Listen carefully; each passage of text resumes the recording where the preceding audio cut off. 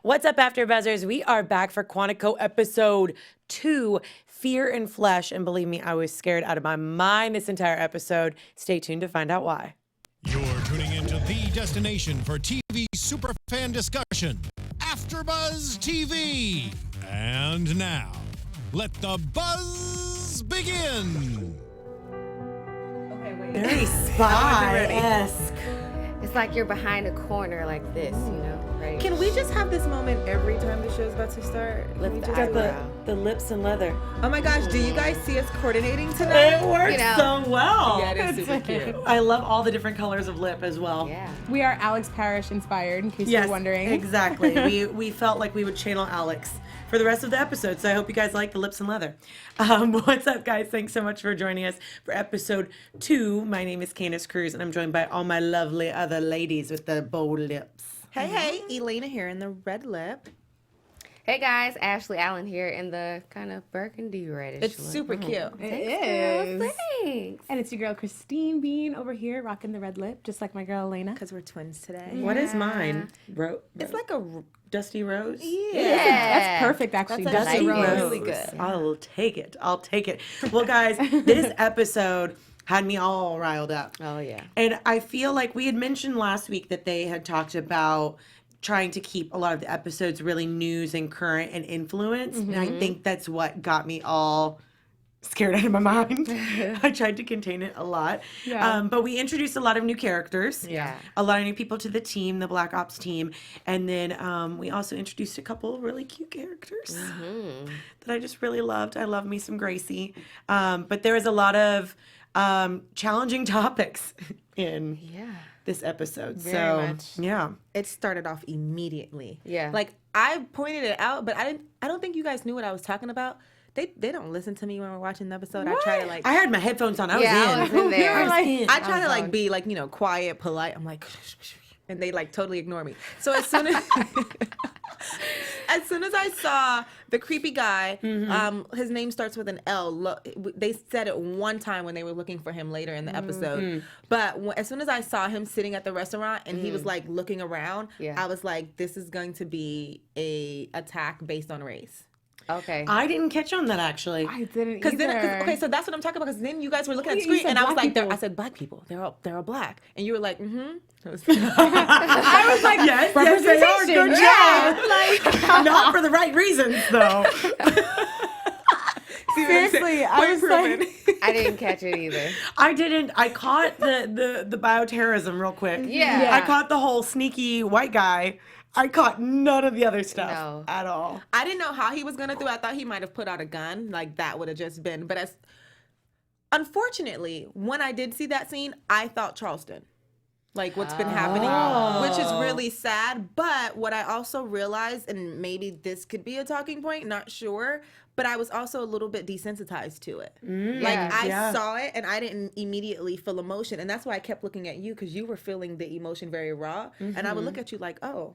Like, because you were like, ooh, and I was like, so this is really something. Yeah. So that made me kind of sad when I realized I was like a little, this is what's happening. But I feel like that's like a huge conversation to definitely delve into with this episode, because outside of like it being a good, intense, high and low episode, I feel like there were a lot of topics that they really need to address. And I think they did a great way of doing it so that everybody can kind of have that reaction of why are they desensitized or why are they so riled up by it? You know what I mean? I think that's the scary thing about what's going to unfold this entire season is the fact that a lot of these episodes, most of the episodes are going to be based off of either things that have happened in the past or things that are currently happening. So it's really scary just to think that you could be out at a restaurant with your family and your friends and then boom, you could be dead in 12 hours. Right. Like, that's scary to me. Yes, it's entertaining because it's a show, but Of course. it's what, scary. What kind of freaked me out about that was how systemic it was, how they planned this out over multiple cities. Yeah. Like a white nationalist terrorist group, you know, seeking out black people. Even, you know, later on in the episode, which we'll get to, how Ryan had to be initiated, was to go out and randomly beat up a black person. Like, it's a targeted thing. And that was what really resonated with me in a very dark way. Like, it sucked. Yeah. I know we did this last episode, but just again, like, kudos to the writers because what they're doing with this season already, we're only on episode 2. So what they've been doing and how they're incorporating all aspects, everyone, like even the newbies bring in something unique and different, even whether we like it or not. Right. Yeah, so I'm just really excited to see where are we going to be at the end of the season? Like, what's going to happen? Yeah, and the challenging topics of like the way that they're addressing it, but also the way that they approach it. Yeah. Like, I'm just in amazement. I'm sitting there like, how in the world do they think of some of this stuff? And I guess that's why they're part of the elite, is that they understand this different level, but just the way that they target little bitty things, even with like last episode with the color fragments. It just, they kicked up this show a whole notch and a half. What was your favorite part of the episode that they just caught something that was just like, oh my goodness, how'd you catch that? Well, I'll jump to the end then. We'll come back to all of it. But when they got the printout, and he took a picture of that in the frame, and then the fact that they laid out all of the different flyers that they found and realized that it wasn't just symbols, it was coding and numbers, and that if you lay it over a map, it ended up pinpointing the cities because of the like graphics, because of the positioning of the symbol. Yeah, that was super crazy. Cool. Yeah. Crazy. They did it super fast. Yeah. Like in no time. Yeah. That's what training gets you. Yeah, Black Ops. Maybe I need to focus more. I think because I mean, look at us. We started with the dramatic music. We're already kind of dressed like Alex. I think we have a shot here. I can channel it. Hold on. Listen. All we need to do is just sign up for Quantico. We should We totally should have a go. Quantico training day. I literally my said that God. at the end. I was like, I want to go to Quantico. I want to do all this. We Guys. should totally have a Quantico training day. Speaking of, the newbies came today. Yes, 100%. And the newbies are interesting to say the least. Jugdeep and Celine Fox. I love Celine. Celine's fire with her hair and with everything. She's insane.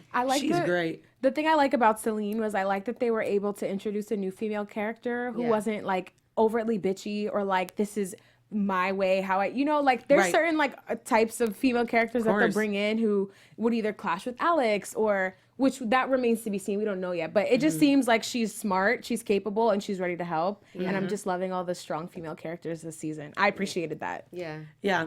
And that the only conflict that they're having girl-wise is the underlying one. And it seems like Alex and Shelby are doing fine.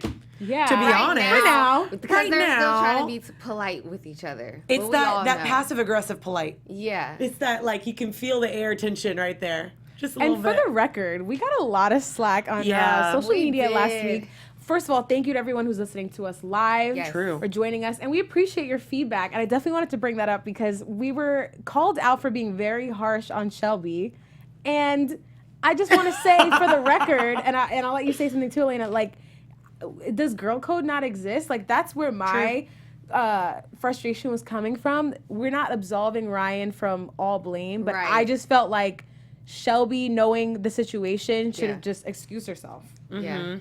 Agreed. I What do you guys agree. think? Here's the thing. Ryan's gonna get the flack tonight, and I definitely was super hard on Shelby last week, and that's mostly because I put myself in Alex's position. Alex is not without fault in the way that right. she treated Ryan. Yes. But Right. when it comes to her friendship with Shelby, she did not disrespect Shelby. She wasn't disloyal to Shelby. Shelby was that to her. Granted, she may have moved on. Granted, they didn't know if she was dead or alive and it's been 3 years. That's still your best friend. Yeah. So, and that's where that comes from. It's not a attack on her character or who she is. It's the kind of friend that she is, which is Yeah. very frustrating. And then for the writers to bring that up immediately this episode, that was the first thing I wrote, like when I was taking notes, was they're friends. Because, Right. I mean, I True. love that they can be cool and cordial. They work together. Alex seems unfazed by it. Right. And even today, she's showing us that she respects their relationship, which is beautiful and it's very mature and it's very adult.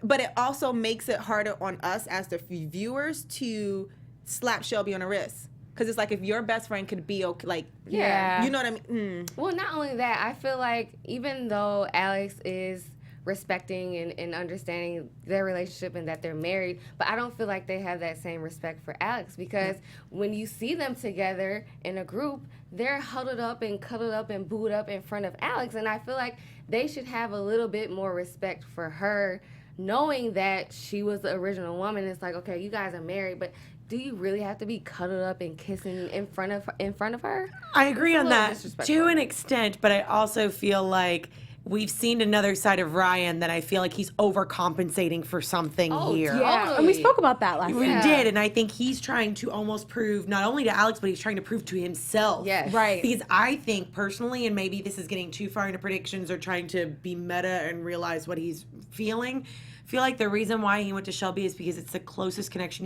he could ever have to Alex. Yeah. Because he didn't know she was coming back. He didn't think she was coming back. He really thought she was gone. I get it, but no.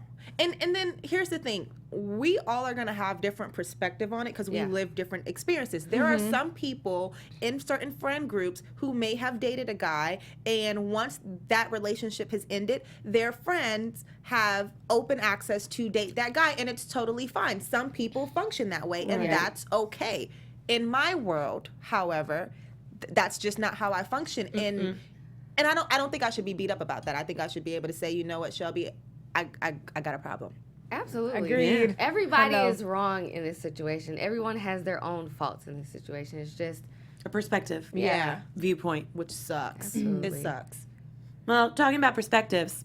Can I say one more thing about that? Yeah, go for it. Can we Take just it. can we talk? Okay, are y'all not uncomfortable with the fact that the new animation for the show is Alex and Ryan, but Ryan is in a full blown marriage? but we don't know if that's Ryan or not, though.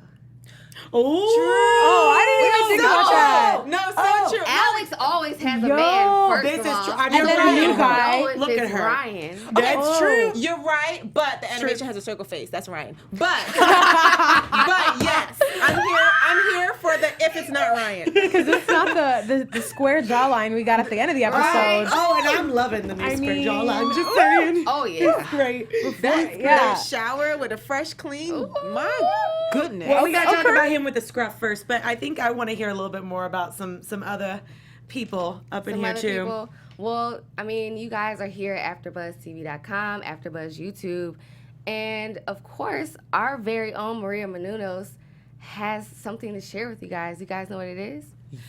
I think I do, so, yeah. but let you just take it. It's her very own podcast. Ew. Come on! It's Conversations with Maria Menounos, podcast edition, which is hosted by AfterBuzz TV's founder, and it drops every Friday on iTunes. Conversations with Maria Menounos features celebrity and influencer interviews, along with secret tips on how to be better in all aspects of life, from health and wellness to career, relationships, finances, and more. Let our Maria be the big sister that you've always wanted. Go to iTunes and subscribe to Conversations with Maria Menounos. And guys, it's free. It's free. Be sure to rate, comment, and subscribe. And when you do, let Maria know that us Quantico ladies Quantico, sent you there. right Hey. here. So be sure to go ahead and check out Conversations with Maria Menounos. It's free. Podcast edition. Check it out, you And if guys. you're watching live right now, that means tomorrow on Friday, Yes. Right. you'll be able to tune in for a whole new episode. Absolutely. And listen to it on your long drives, because if you're in LA, I know you have long drives. Woo. Yes. Just saying. But back to Quantico, and I really am excited to kind of delve deep into this whole situation with the fear in the flesh. So the whole concept of bioterrorism scares the living Oh my God. out of me. It's the Yeah. thing that Like- nightmares are made of, honestly. But the thing that bothers me so much is that it is such a reality, and I really like the way that they approached bioterrorism from this perspective, because I think so many times when we hear the word terrorist, we automatically think people abroad and Yeah. things coming in. But Yeah. what the real issue is what's going on in our own soil, and that we Talk completely about it. overlook. And I feel like a lot of these conversations that are happening in the forefront of America with what's happening with these different supremacist groups and different situations, which I like that they tied both of those in together. They're not calling it terrorism when that is exactly what it is. Yeah. It doesn't matter what racial group it is. If it is an organized group of people that are trying to impose terror on anyone, that is terrorism. Yes. Yes. Period. Absolutely. End of story. So the fact that they combined two of these things just gave me chills. And kind of going back to the conversation that you had about watching that first opening scene where he's sitting there, it brings up the question of why is it that we are desensitized to these type of images? Okay, I want to clarify. Maybe I misspoke when I said desensitized. I am a little, I'm a little less oblivious now. Okay, Like, I'm a lot more aware. Yeah. And being more aware causes me to have less panic, Yeah. if that makes sense. So I'm still affected by it, but because I see it a lot more and it's happening a lot more and it's and on social media and on the news, because I don't have that shell shock. So, Right. so Yeah. that's, Okay, yeah. that's more of a better way of explaining it, which still sucks and shouldn't happen. But I also think that it's creating this fear. It's creating this fear within that almost, if you are a person who either fights or flee, you kind of have to decide what that's going to be when you are exposed to these kind of situations. Right. Yeah. And being exposed to this whole like bioterrorism and the way that it was going through, that's what scared me even more, is the way that it's happening.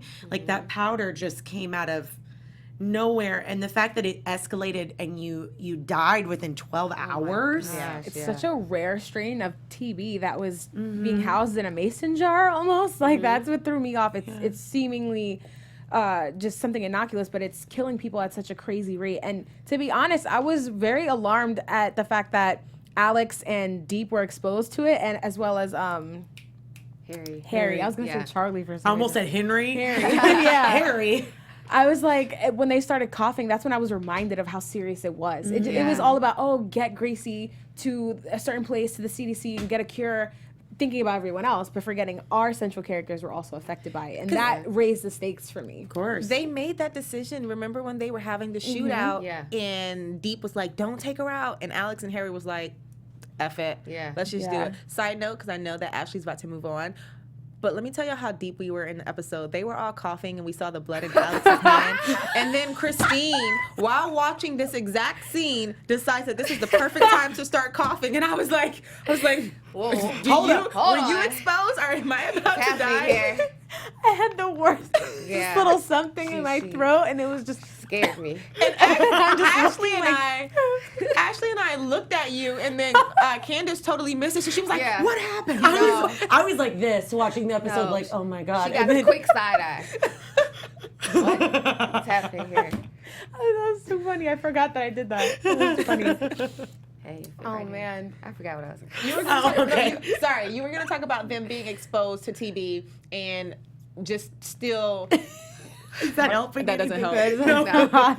No, I think what I was gonna say is I kind of like the fact that they were exposed because, you know, as we see them throughout all these different episodes and they're fighting the crime and doing this and that, I think this was kind of a reminder that at the end of the day they are human, you know. Right. So I kind of like that they actually did catch the virus. Because most of the time they're so larger than life, like Yeah. so heroic, Yes. you know, Yeah. like they always know where to be, when to, you know, how to defeat whoever, and Yeah. it's like, no, they can be affected too. But what I do like is that I know it's a show and I know Alex Parrish has to survive. So Of I always have that course. sense of peace of like, she's going to make it through. Yeah. She's not going to die. So I know something's going to be okay. Now everybody else is up for game, but Yeah. she's going to live. Yeah. But this whole new character, Jug Deep, though, coming into play with the whole shootout.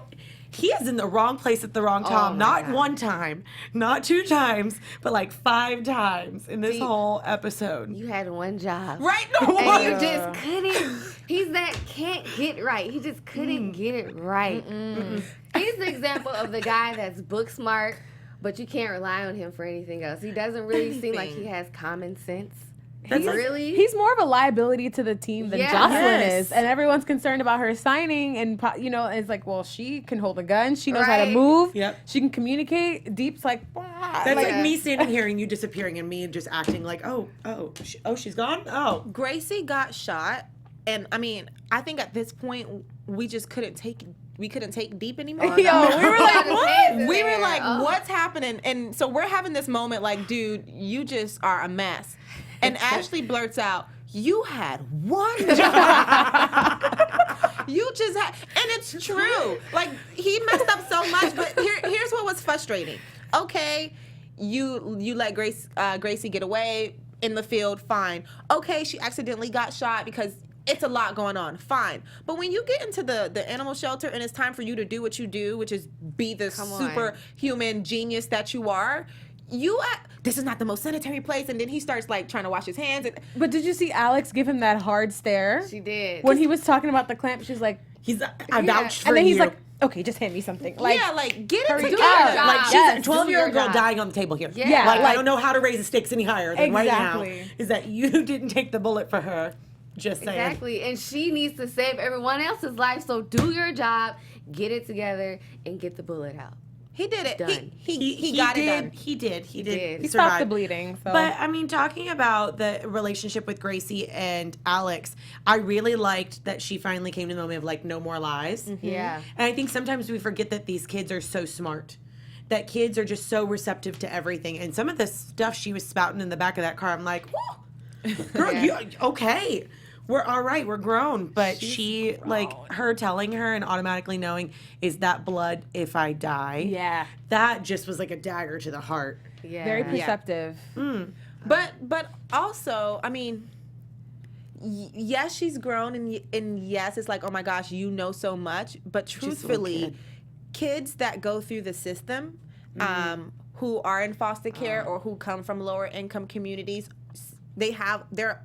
they're exposed to a lot more. Yeah. So their experiences run a lot deeper. So when you are trying to play games with them or like bend the truth, right. Yeah. they know that and they call you out on it. So for Gracie, I wasn't surprised. Like even from when they dragged her off Yeah. the bus, Oh yeah, she was like, "Someone got 20 million for being dragged off the bus." I'm Yeah. like, "Yes, girl, get your She coins, knows. get your coins, okay?"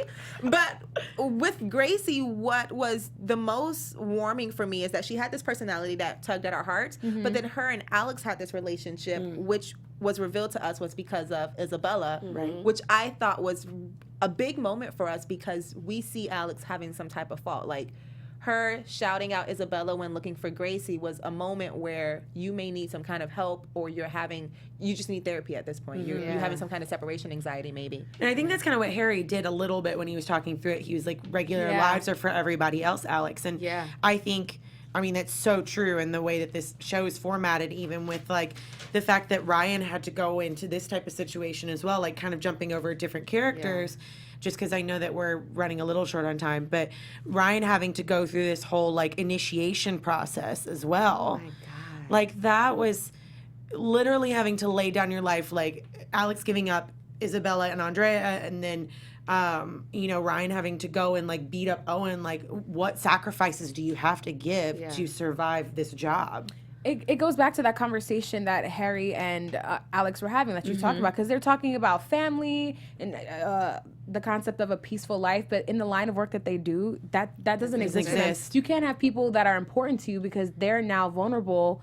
That's your weak spot to any threat that you encounter. Now they can go be like, well, we have your daughter ransom or whatever. So Alex, in truth, can't have that kind of future. She just can't. And I think she realized that through this mission, and having Harry there to talk her through it, I think was really important because we're still really early in the season. And don't forget, Alex just left that life behind. So True. this is like still the growing pains of going back to this life and then, being confronted with the Ryan Shelby, everything she has to go through, but she has to, I think, work through those emotions and let that go. Yeah.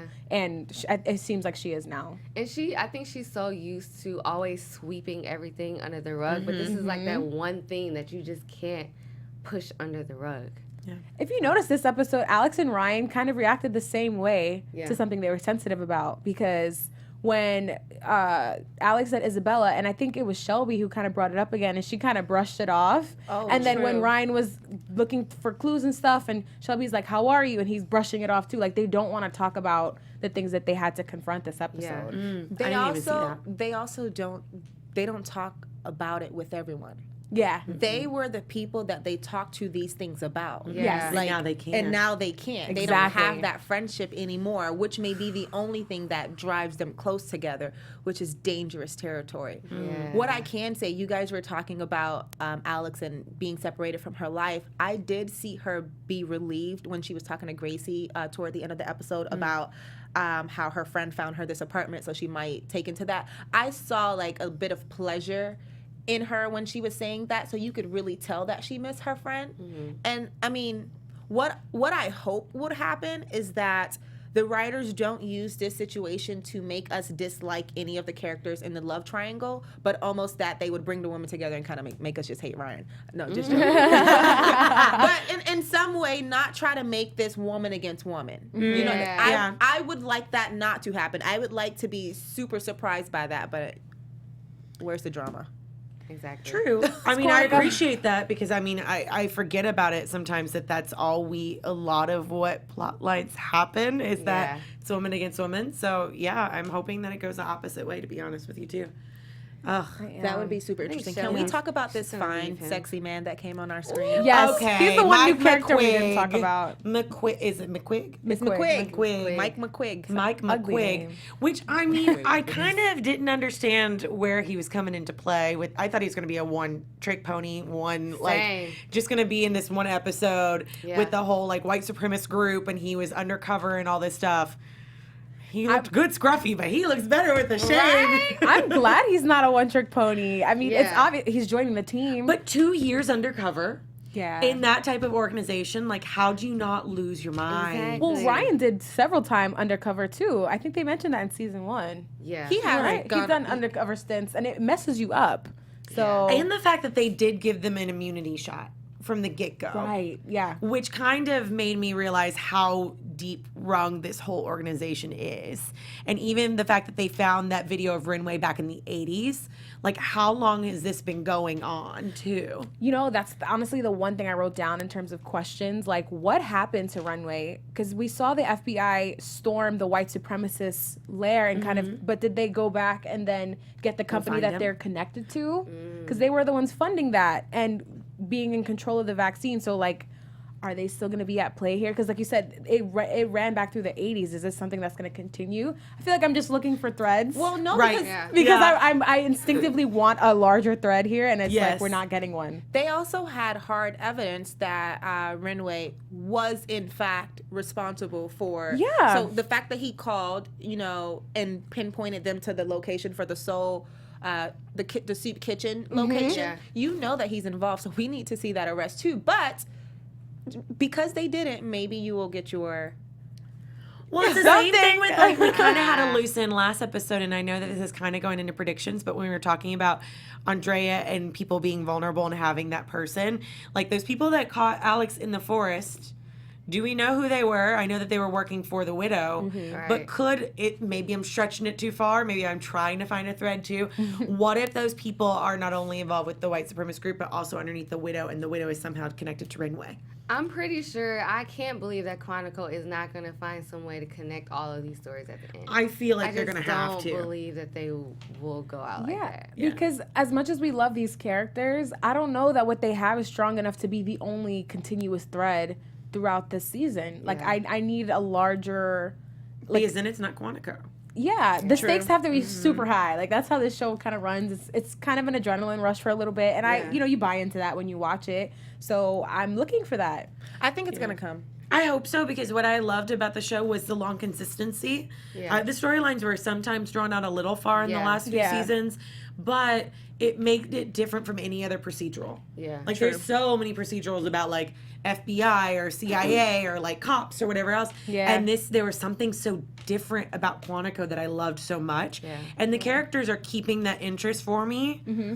And I granted we're only in episode 2, but I really hope that I'm not stretching it too far and that it is somehow. You know what was cool? Last week we talked about how when Jocelyn and Ryan were in the field, she was signing and he kind of wasn't paying attention. So we were like, it kind of takes away from the reality of it. But I love that on this episode, they kind of addressed that language barrier. Yeah. When Shelby was, when Jocelyn was interpreting at the event where Rinway was, and they were pulled to the side, and Shelby was like, well, I'm not that good at signs, so I don't really know what you're saying, so I'm just forcing it, because I remember watching it, and I was like, that's not what she said. In my mind, I said that, but then I thought that maybe I just didn't know what she was saying, so I didn't say anything, and then she was like, you're putting words in my mouth, and she's like, yeah, I don't really know the language. So the fact that they addressed it and called it out, truthfully, we're not fluent in ASL, so there are going to be some signs and some words that we miss, and it was very. It made it more real. It was like, okay, this is true. This is. I really want you to sign whenever you're talking about Jocelyn. I just think that it's so. It's just cool. really hard. I love it. Well, you also can't see. Okay. I'll sign. This is no, like- it's really hard because I have to put my hands in the camera. Sign. Okay, tell me. Wait, before we move on, you guys, Yes. we didn't talk about this kiss. Well, almost kiss Almost. with Good call. Ryan and Alex. Eye roll. Tell me hard. about it, Ashley. How'd you feel about Yeah, the kiss? I wanna 'Cause know. I'm scared to speak because I think the people might hate me. Oh, I'll speak on it then. I'll, Yeah. I'll be on your First side of with this, all, and I'll like, take the wrath. Ryan, you need to kick rocks. Don't ever put your lips on Alex again. That's how I'm feeling. Like, Hello. how dare you? Hello. Are you kidding me? And your wife is outside the door. Oh my God. That whole scene just showed me how much he really is not over Alex. He not- married Shelby because it's the closest thing to Alex. Oh, you're I'm sorry, I'm completely- hitting the table. completely right. I'm so upset right now. For someone who's so good at going undercover and pretending, homeboy, you are just unhinged when you're in front of Alex. Like, Here's unhinged. Here's the thing. He thought that she was completely knocked out. Like, what type of rapey Alex, thing is are that? you awake? Right? Alex, can you hear me? Like, Stop. no, seriously. Stop. That he was like, once he got the confirmation that, oh, she's unresponsive, let me go in for Let me this. take my chance. So we're gonna make Ryan a cheater and a stalker and a creepy dude going in for the kids. Harry brought the perfect comedic relief for Yes. me. So you guys were like watching it and being disgusted, and I was trying to point to him because his shadow was there the whole time. And he's got that weird. the weird stare. But technically, he also was looking out for everyone because Yeah. Shelby and everyone else was right behind Right. him. So he was like, okay, she's up. Like, he waited Yeah. for them to have whatever moment it could have been, which I'm happy Alex didn't like fall into that. Like, she Yeah. checked him with Don't that. ever do that again. Harry's, I Ooh. think he's the he's real putting MVP. that in his pocket. That's gonna come up. I kind of wish Harry and Alex could have something. No. No. Well, I know they No, can't. he's like And her he's- bestie. I like I them. know, but They're good friends. I know, but I kind of. Is Harry bi or is he like completely into men? I think he's think he's completely gay. into men. Yeah. Okay. 100%. He's gonna have a love interest this season. We need him to get some smooth. What if McQuig? I was gonna say, what if Deep comes out the closet? Oh no, he can't have another one of those. I He don't can't. know. Don't put You him know through what? that. That's so funny because Don't that's, put him through he's that. the first person that came to mind. I said deep. Yes. Yeah. The fact that y'all said McQuig, just I'm No, upset. I didn't say I'm McQuig. sorry. I didn't say I'm McQuig. I'm sorry. That is not up Because for- that would be the no. biggest no. twist of all. No, we're not No, going he's there. so No. into Alex. He's so. Did y'all Can see we the talk about connection? that? Oh yes, go. Because I want to see it just play out where those two end up hooking up and something forms there, or the show could totally make a twist and have him like stiff arm Alex and not Nah. give her any attention Now and with make her that go look- back to Ryan. You didn't see that sexual healing look in his eyes. He's ready. At this point, He's been in quarantine for 2 years, guys. Keep that in mind. He's like, ooh, pretty woman, hello. Oh my god. at this point, he's into her, and she doesn't even know yet. But she knows. Not yet. But 'Cause she was but trying she to go knows the see game. Gracie. But Ryan picked it up immediately. Oh yeah, course. of course. It was like alpha dog sniffing out his Ryan territory. and Mike already don't like each other. I think they have a mutual respect after that situation. Well, yes. But But, yeah, like, they're they're not. not They're Mike not saved like, his life. Yeah. Yeah. So Okay. All right. I'll give him that. I But owe you It's like my Alf, life. who's they were just trying to one up each other, maybe. We all know this romance isn't gonna last anyway. He's gonna be her toy. She's gonna have fun, and it's gonna be over. yeah. And then Ryan's gonna get jealous, And then it's gonna. and blow then the there's lid gonna be off a of and then it. all of it's just gonna go to hell. Ryan's gonna be single at the end of this season. And then what if Shelby goes to McQuig after it's all? Because oh no, oh. then Shelby. You know girl, better Alex watch would never out. go after Ryan after he left Shelby. Before Sorry. we get okay. into Imagine just predictions. hop on to the next. Can I ask y'all a question? When Ryan was pleading his case at the house with all the cabin, and he was talking to what's his Damon. He was talking to Damon, and Damon was like, you know, who are you? Where'd you serve? Blah blah blah. And then Ryan was like, every job I've applied for, I've checked off Caucasian. I could have checked off black, yellow, or blue, but I would have and known I would have got the job, but Yeah. I didn't want to do that. Was that a play on like reverse racism? Was Yeah. it saying like because I'm Affirmative action. because I'm a white person I can't get a job?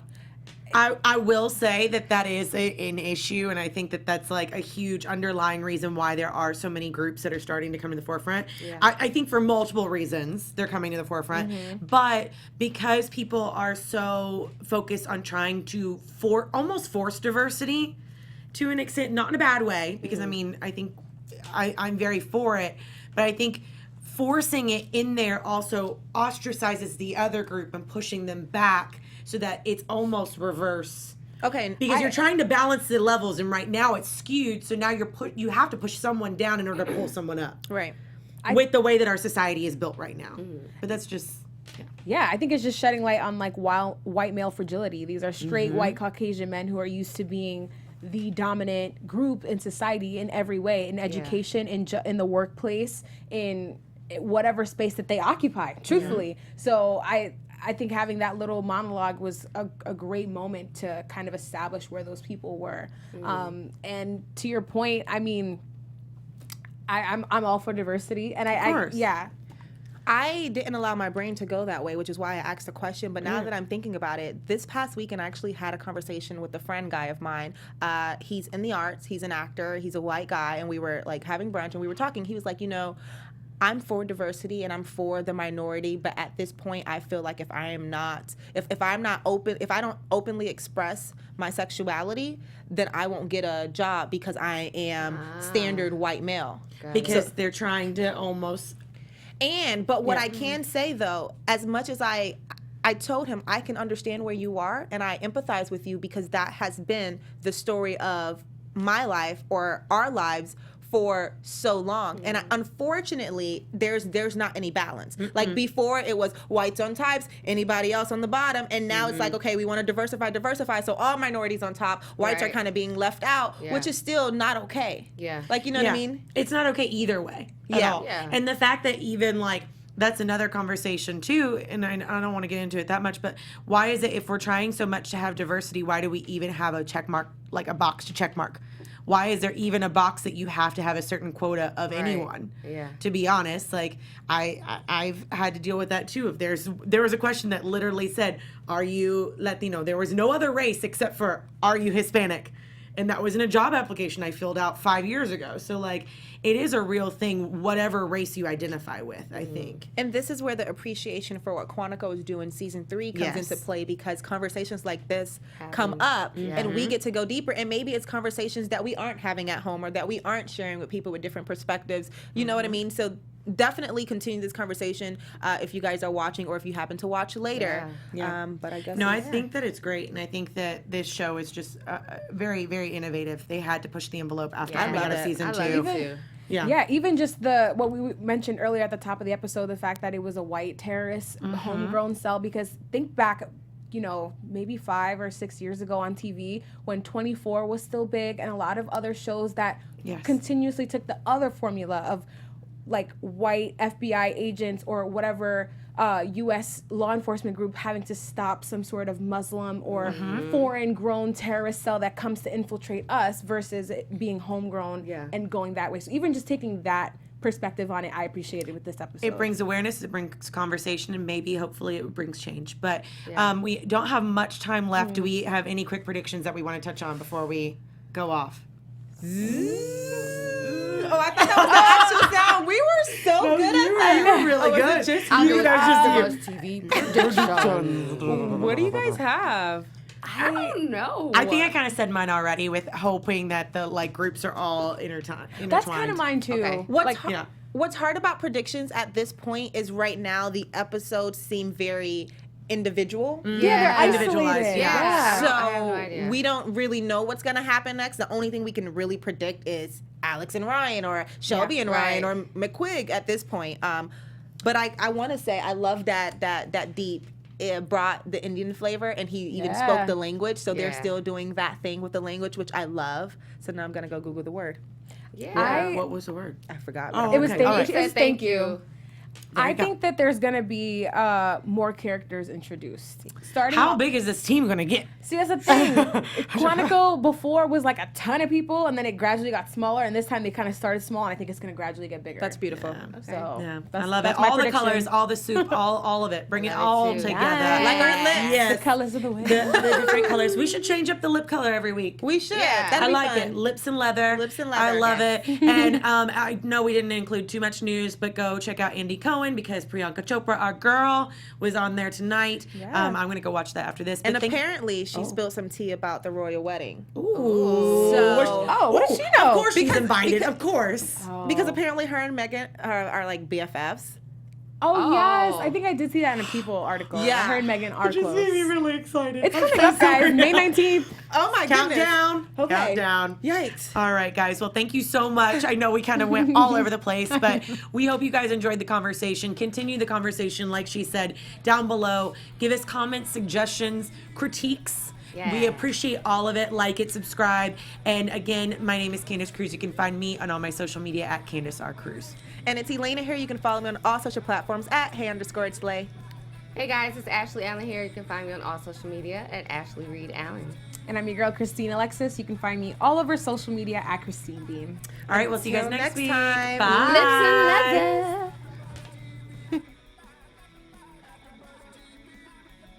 From executive producers Maria Menounos, Kevin Undergaro, Phil Svitek, and the entire AfterBuzz TV staff, we would like to thank you for listening to the AfterBuzz TV network. To watch or listen to other after shows and post comments or questions, be sure to visit AfterBuzzTV.com. I'm Sir Richard Wentworth, and this has been a presentation of AfterBuzz TV. Buzz you later. The views expressed herein are those of the hosts only and do not necessarily reflect the views of AfterBuzz TV or its owners or principals.